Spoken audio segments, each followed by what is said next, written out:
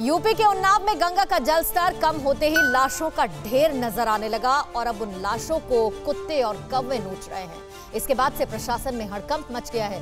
ये रिपोर्ट देखिए।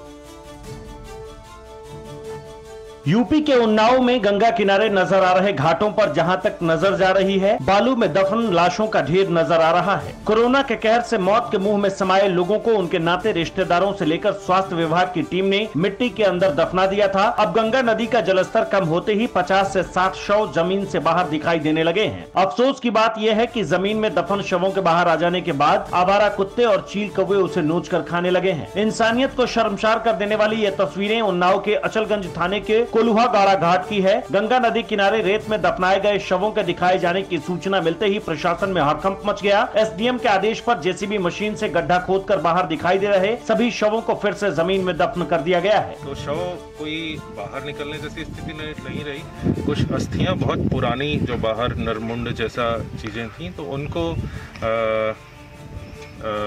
व्यवस्था अनुसार उनका संस्कार किया गया। दरअसल गंगा का जलस्तर बढ़ने से कब्र के ऊपर की रेत बह गई, जिसके बाद लाशों के ऊपर रेत ही नहीं बची, जिसके बाद एक साथ कई शव दिखाई देने लगे। परवाह देश की, सोमवार से शुक्रवार रात 10 बजे TV9 भारतवर्ष पर।